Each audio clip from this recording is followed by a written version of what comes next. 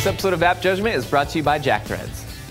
All right, our guest today is Jon Rettinger of Technobuffalo.com. Jon, thanks for joining us. Good to be here. Thanks for having me. So we do this thing every once in a while of trying to gauge people's personalities. Not really, it doesn't really work out that way. Based on what applications you have on your homepage. And you're both an iOS and Android user, is that correct? I am. I straddle both worlds. Yes. Much to the chagrin of my audience, who really wants me to take a stand one way or another. Come on, man, do it once and for all, right here. No, I'm not gonna put you in that position. But we have plenty of iOS guests, so I wanted to jump on the Android bandwagon. Let's give Android some love. Yeah, especially since you went to Google I/O, so you've got the jelly beaned CDMA Verizon phone here. We are rocking it. This is the unlocked, actually, GSM version with full-on 4.1 Jelly Bean. Awesome. The tastiest of all Android operating systems. Actually, you inspired us. Your Google Play versus Siri video blew up.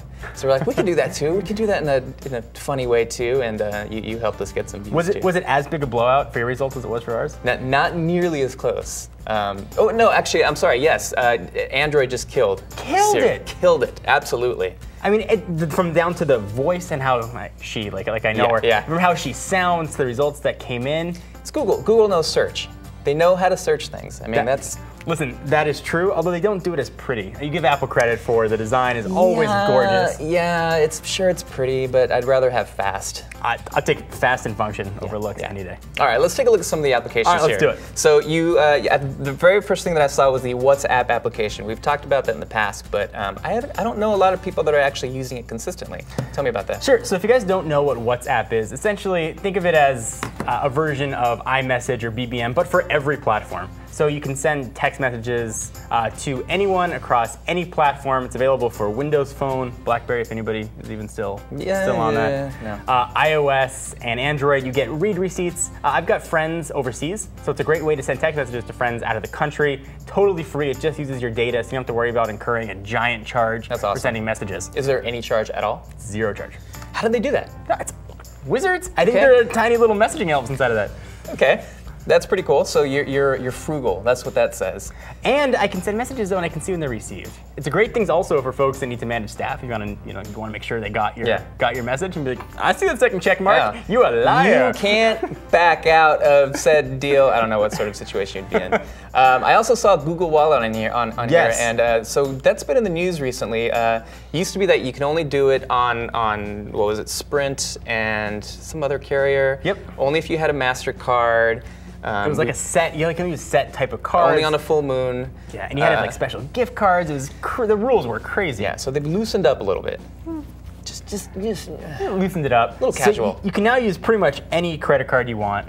You hook it up to Google Wallet and you can pay. So I'm here, obviously, in the Bay Area, filming in studio. Yeah. I'm from Southern California. The nerd in me is dying to use Google Wallet. I have had it sitting on the top row of my home screen since I got this phone. Yeah. I cannot find a single place in Southern California that'll accept Google Wallet. Well, I haven't found a single place up here that does it either. So. They don't accept it up here? This is a Square town. This is a Square user town. Of course. Not Square as in we're all really lame, but the Square service. Yeah, that's true. I'm a little Square. So I've been dying to try to use this. I walk into drugstores and they have the pay pass things. I tap my phone on it. I get the looks like, hey, it's not a credit card. Just give me the money, man. Just give me the money. I've been looking at me like I got 9 heads, and I get weird looks anyway. Yeah. But people are, what's the matter with you?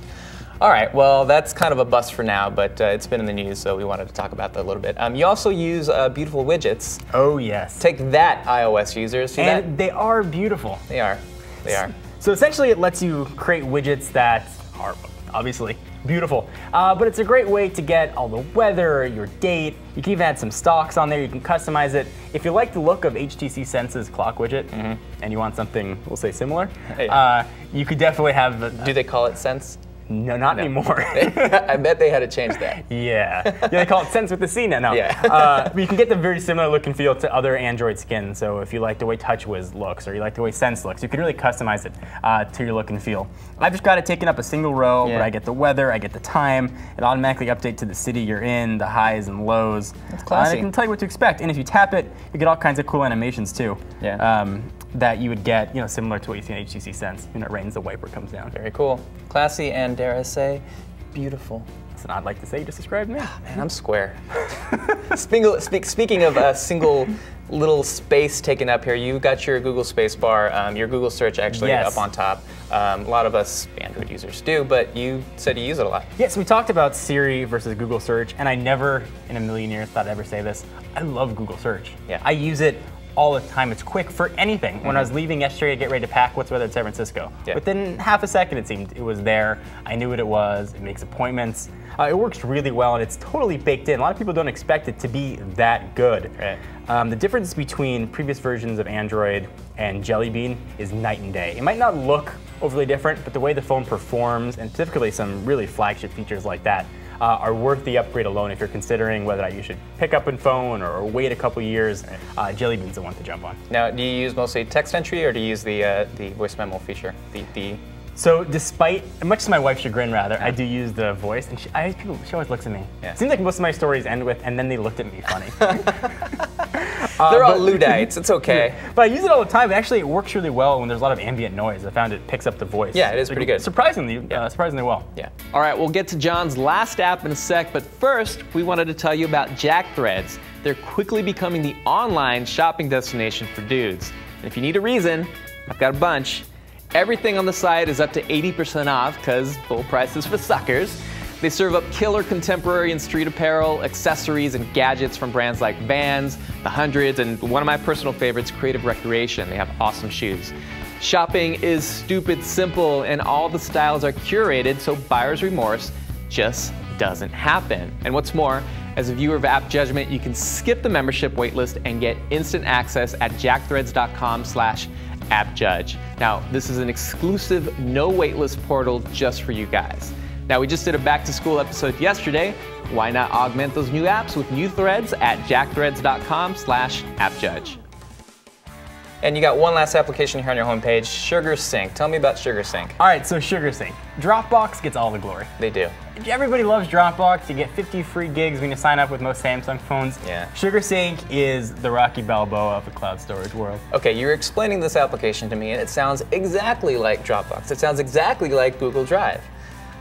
Is there a difference, really? Well, yeah, it's called Sugarsync. Oh, okay, there it is. So the applications, the mobile applications for iOS and Android, I find easier to use and navigate personally. Okay. In fact, and I keep bringing up friends and family, I'll be able to refer people to Sugarsync, and they've had an easier chance to use it, understand it, than they can to figure out how to use Dropbox. For folks that might not be overly tech savvy, it's a much simpler interface, and it works very well. So I've got a computer at my office, and I got my laptop at home, and I want to make sure all my files are sunk? Is that what it's synced? Sunketed? Yeah. On both. So if I just drag anything into one of those folders that I've got set up, it does it all automatically. It shows up. It's quick. That's awesome. And it works. Go Underdog. That's rad. And you're not paying for any sort of tiered service on this. So you get, I believe it's 6 gigs free, but if you refer a friend, you get an extra 500 megs, and you keep going up and up and up and up with that. Okay. That's awesome, dude. It's been kind of cool. So what this tells me is that you're an Android user. That's all it really tells me. But some good choices there. Thanks a lot for stopping by. Thank you for having me. Yeah, cool. All right, check us out at appjudgment at revision3.com. Hit us up on Twitter, Facebook, YouTube, and subscribe. Check out Jon at technobuffalo.com. Thank you. We'll see you soon.